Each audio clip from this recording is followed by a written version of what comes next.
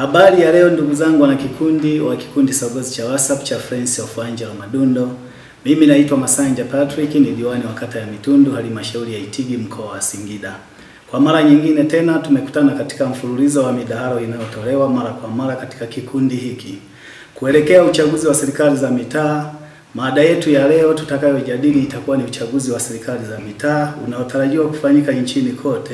Katika mdahalo wetu wa leo tutakuwa pamoja na Dr. Wilgis Ndunguru ambaye ni mhadhiri mwandamizi, mtaalamu na mchambuzi wa masuala ya sayansi ya siasa na diplomasia ya kimataifa kutoka Chuo Kikuu cha Kumbukumbu ya Mwalimu Julius Kambarage Nyerere kilichopo Kigamboni jijini Dar es Salaam.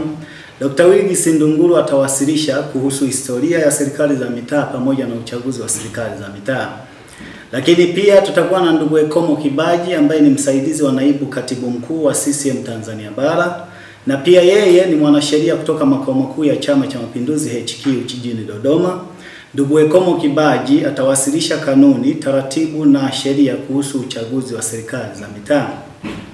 Aidha tutakuwa pamoja na ndugu Albert Kadoga ambaye ni mkuu wa kitengo cha uchaguzi kutoka jijini Dodoma. Yeye atawasilisha kuhusu masharti muhimu yanayohusu uchaguzi wa serikali za mitaa mwaka 2024, ikiwa ni pamoja na tukio la kujiandikisha katika daftari la wapiga kura ambalo Mheshimiwa Dr. Samia Suluhu Hassan, Rais wa Jamhuri ya Muungano wa Tanzania, alilifanya jana katika uzinduzi wa kujiandikisha katika daftari hilo jana Oktoba 11, 2024 kijijini kwake katika kitongoji cha Sokoine, mtaa wa Chamwino, mkoani Dodoma. Mwenyekiti wetu atakayetuongoza katika mdahalo huu leo atakuwa ni Mwalimu Shabani Lisu kutoka mkoa wa Dar es Salaam, wakati mwangalizi wa mdahalo atakuwa Mwalimu Angelo Madundo ambaye ni katibu wa jumuiya ya wazazi ya CCM wilaya ya Mbinga mkoani Ruvuma.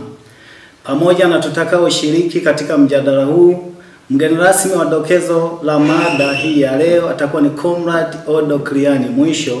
Yeye ni mwenyekiti wa Chama cha Mapinduzi mkoa wa Ruvuma. Pamoja na tutakaoshiriki katika mdahalo huu, mgeni rasmi wa dokezo la mada hii ya leo atakuwa ni Comrade Odo Kriani Mwisho. Yeye ni mwenyekiti wa Chama cha Mapinduzi mkoa wa Ruvuma. Karibuni tuongozane. Katika mdahalo huu wa leo wa uchaguzi wa serikali za mitaa 2024, nitaeleza na kutoa elimu kuhusu umuhimu na faida za uchaguzi wa serikali za mitaa nchini Tanzania. Serikali za mitaa, local government, ni vyombo vya wananchi vilivyopo katika ngazi ya msingi au ngazi ya chini ya serikali. Serikali za mitaa zilianzishwa kwa mujibu wa ibara ya 145 na 146 ya Katiba ya Jamhuri ya Muungano wa Tanzania ya mwaka 1977.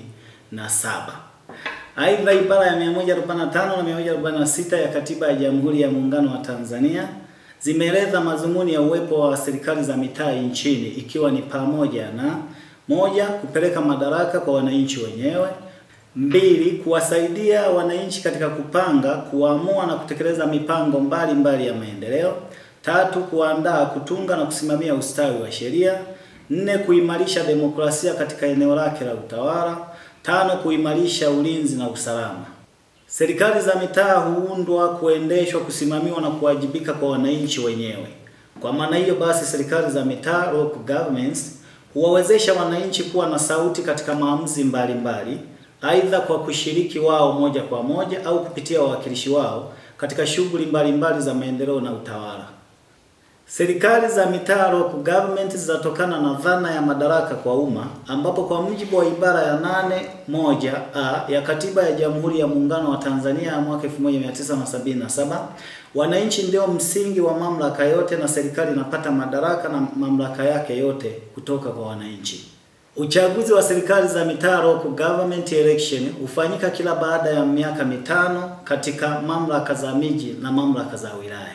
Viongozi wanaopatikana kutokana na uchaguzi wa serikali za mitaa wanakuwa na faida au muhimu kama ifuatavyo: 1. kupokea na kufanyia kazi maelekezo na mipango mbalimbali ya maendeleo inayoletwa na serikali kuu; 2. kupeleka na kufikisha madaraka kwa wananchi wenyewe; 3. kuimarisha demokrasia katika eneo lake la utawala; 4. kudhibiti usimamizi wa fedha za serikali za mitaa; 5. kuimarisha demokrasia katika eneo lake la utawala; 6. kusimamia utoaji wa huduma za jamii kama vile elimu, afya, maendeleo ya jamii, miundombinu ya barabara maji, umeme na kadhalika.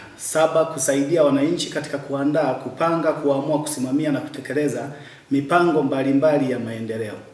8. Kutunga sheria ndogo ndogo za mamlaka za serikali za vijiji zinazosaidia ustawi wa jamii pamoja na kusimamia sheria mama katika mamlaka za chini kama vile: 1.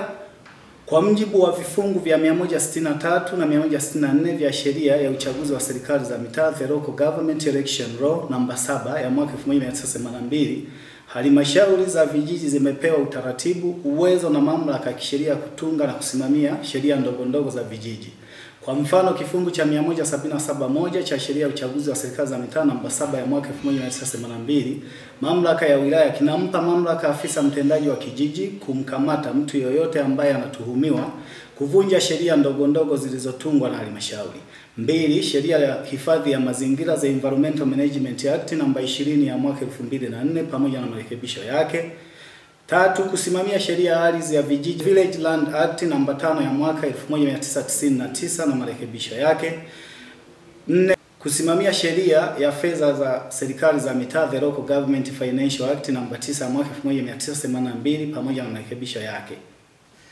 Hata hivyo, uchaguzi wa serikali za mitaa hufanyika ili kutekeleza matakwa ya kisheria kama ilivyoelekezwa katika Katiba ya Jamhuri ya Muungano wa Tanzania, The National Constitution of the United Republic of Tanzania ya mwaka 1977 pamoja na marekebisho yake kama ifuatavyo: 1. Kutekeleza matakwa ya sheria ya uchaguzi wa serikali za mitaa, The Local Government Election Law sura namba 287 ya mwaka 1982, mamlaka ya wilaya, District Authority, kama ilivyofanywa marekebisho na sheria namba 6 ya mwaka 1999.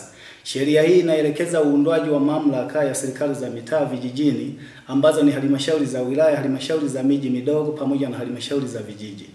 2. Kutekeleza matakwa ya sheria ya uchaguzi wa serikali za mitaa, The Local Government Election Law sura namba 288, mamlaka ya mji ya mwaka 1982 kama ilivyofanywa marekebisho na sheria namba 6 ya mwaka 1999. Sheria hii inaelekeza uundwaji wa mamlaka ya serikali za mitaa maeneo ya mijini ambazo ni halmashauri za miji, halmashauri za manispaa na halmashauri za majiji. Kwa mara ya mwisho uchaguzi wa serikali za mitaa nchini ulifanyika mwezi Novemba tarehe 24, 2019 na uchaguzi huu hufanyika kila baada ya miaka mitano ambapo unatarajiwa kufanyika tena tarehe 27 mwezi Novemba 2024.